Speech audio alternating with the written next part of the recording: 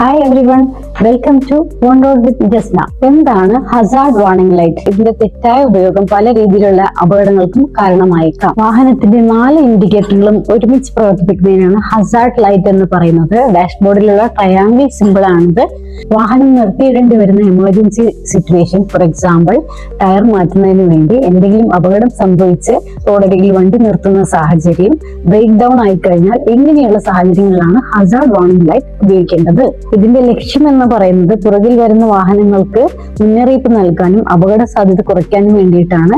എപ്പോഴാണ് ഇത് ഉപയോഗിക്കാൻ പാടില്ലാത്തത്? മഴയുള്ള സമയത്തും മൂടൽമഞ്ഞുള്ള സമയത്തും പലരും ഇത് ഉപയോഗിക്കുന്നത് കാണാറുണ്ട്. പുറകിൽ വരുന്ന വാഹനങ്ങൾക്ക് ഇത് ആശയക്കുഴപ്പം സൃഷ്ടിക്കും. ഇനി ഇത് ഉപയോഗിക്കാം. നമ്മുടെ വാഹനം മറ്റൊരു വാഹനത്തെ കെട്ടിവലിച്ചു കൊണ്ടുപോകുന്ന സാഹചര്യം, ഭാരം കയറ്റി പോകുന്ന വാഹനങ്ങൾക്കും ഹസാർഡ് ലൈറ്റ് ഉപയോഗിക്കാവുന്നതാണ്. ഇനിയും വ്യത്യസ്തമായ വീഡിയോയുമായി ഞാൻ വരും. On road with ജസ്നയിൽ.